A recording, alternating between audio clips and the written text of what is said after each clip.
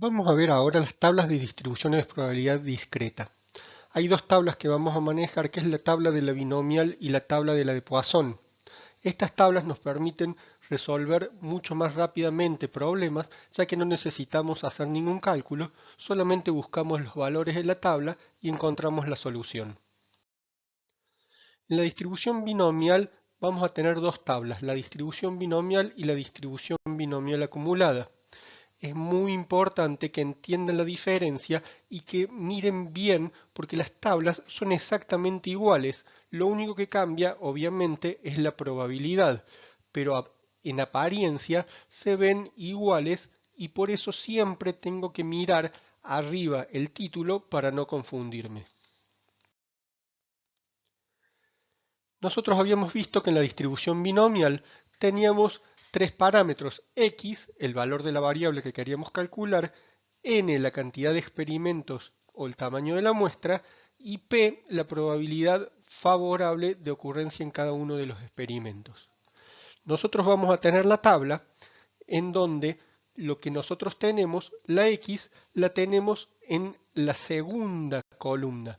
Fíjense que la n es la primera y lo que estoy teniendo básicamente son pequeñas tablitas. Entonces, para n igual a 1, tengo la tabla con los dos resultados posibles. Siempre, si n es 1, voy a tener n más un resultado posible, o sea 0 y 1. Si n es 2, voy a tener tres resultados posibles, 0, 1 y 2. Y después lo que voy a tener arriba es la probabilidad de p. En esta primera fila lo que tengo son los p posibles. Y ustedes me dirán, ¿y si tengo un p que no me figura en la tabla? Si tengo un p que no me figura en la tabla, tengo que recurrir al cálculo. Pero si tengo un p que me figura en la tabla, obviamente que va a ser mucho más rápido resolver el problema simplemente buscando.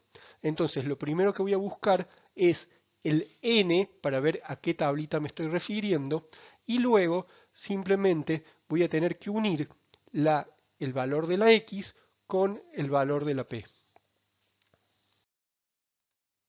Por ejemplo, cuando teníamos que calcular la probabilidad de obtener dos caras al lanzar una moneda tres veces, habíamos calculado esta tabla. Si yo me fijo en la tabla de probabilidades para n3 con la probabilidad, o sea la p de 0,5, voy a encontrar exactamente la misma tabla que habíamos calculado. Entonces aquí vemos cómo no necesito yo calcular, sino simplemente tengo todos los valores directamente ya anotados en una tabla. Supongamos que tengo una bolsa con dos pelotitas blancas y 8 negras y quiero calcular la probabilidad de obtener dos bolas blancas al sacar 5 pelotitas. Obviamente respondiendo la sacada antes de volver a sacar para mantener la probabilidad constante, si no, no podría aplicar la distribución binomial. Entonces, cuando tengo los parámetros que fijo 2, 5 y 0,2, porque la probabilidad de ocurrir que saque una pelotita blanca va a ser constante, que siempre va a ser 2 sobre 10, lo único que tengo que hacer es buscar en la tabla, voy a buscar la tablita con los n igual a 5 y lo único que me tengo que hacer es fijar para una x de 2 la probabilidad de 0,2 y encuentro el resultado. Entonces simplemente planteo que la probabilidad puntual binomial para una x de 2, un n de 5 y una p de 0,2 es 0,2048 y llego al resultado rápidamente sin necesidad de hacer ningún cálculo. Vamos a ver este ejemplo ahora. Si tengo una bolsa con dos pelotitas blancas y 8 pelotitas negras, tengo que calcular la probabilidad de obtener ahora dos pelotitas negras al sacar 5 pelotitas. Igual que el ejercicio anterior, simplemente que las pelotitas que tengo que sacar son negras. Si yo lo planteo, me dice que tengo que buscar la probabilidad binomial puntual de un x de 2 con un n de 5 con una p de 0,8. No tengo 0,8 en la tabla. Entonces, ¿qué tengo que hacer? ¿Tengo que calcularlo? No, no hace falta. Puedo también buscar este valor en la tabla. ¿Cómo lo voy a hacer?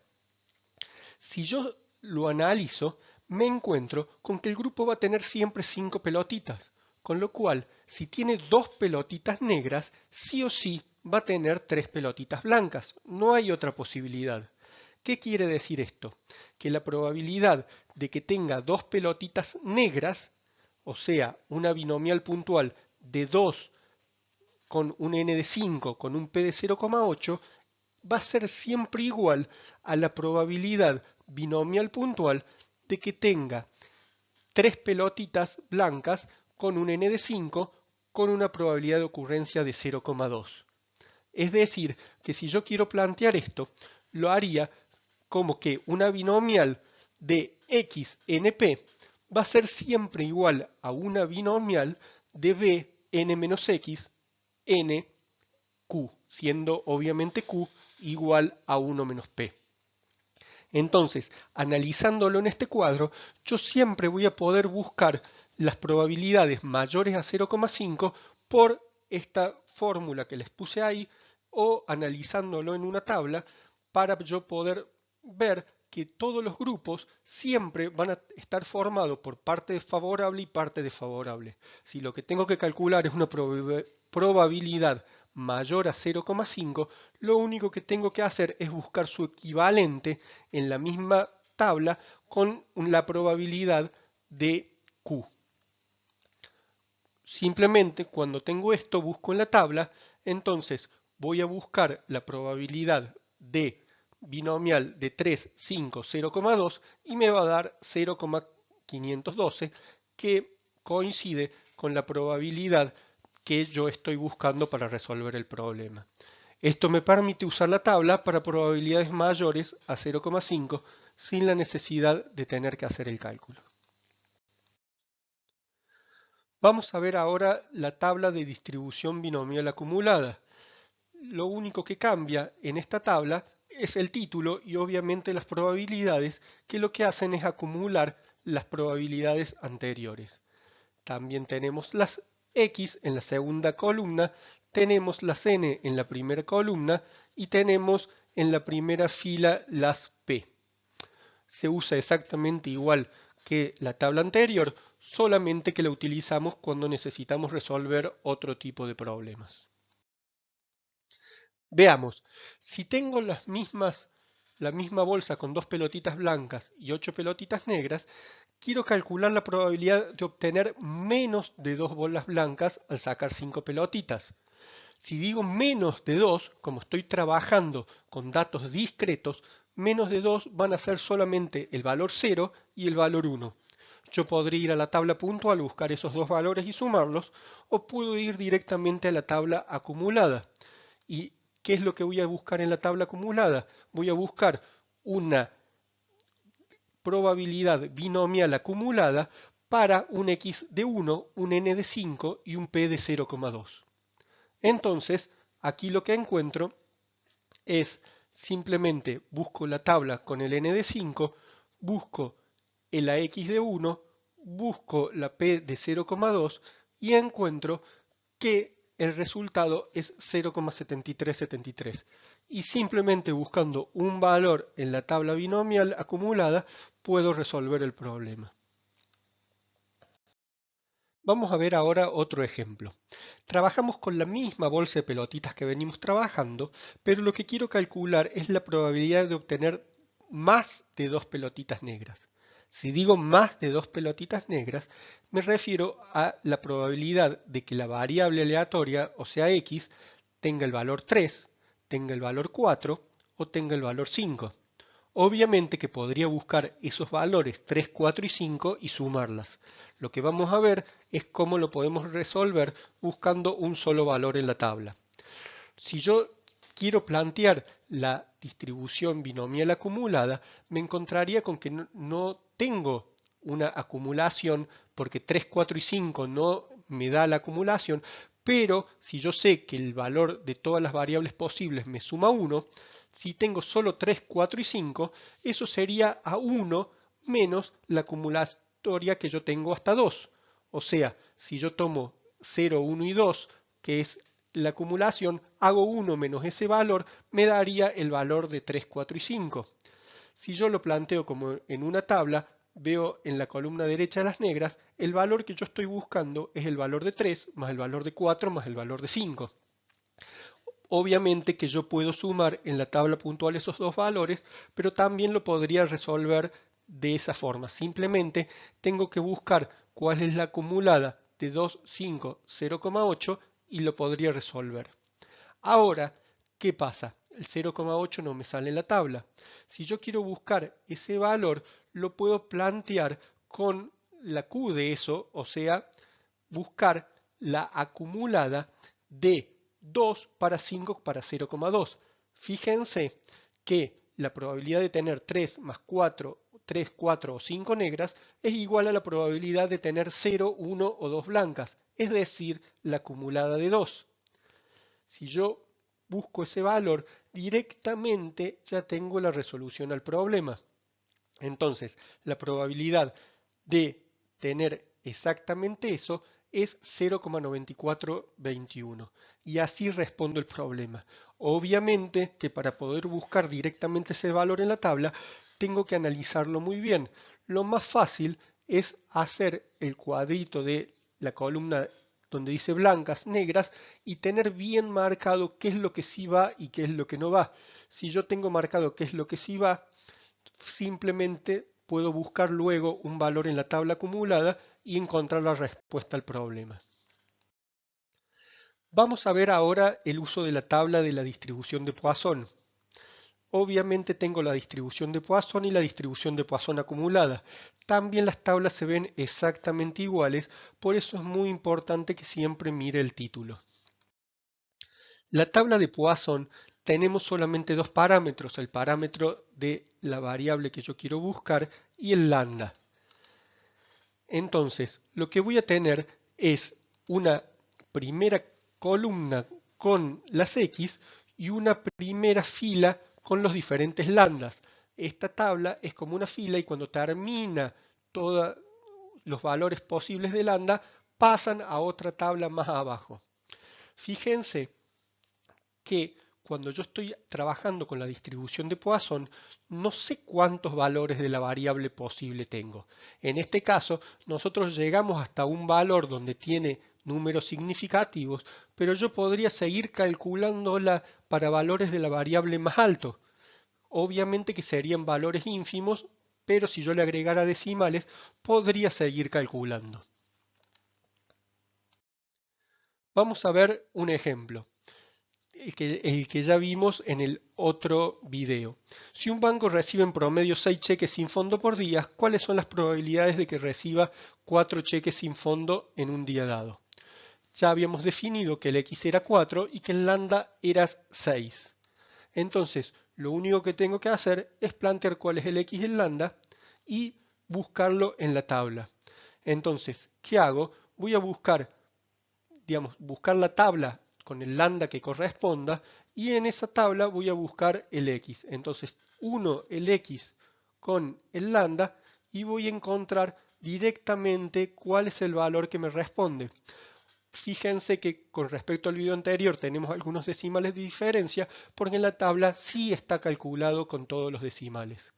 Entonces, este sería el valor correcto con todos los decimales de este problema. Obviamente, el valor que vimos en el otro video es totalmente válido porque es simplemente un cálculo con menos decimales, pero también es válido.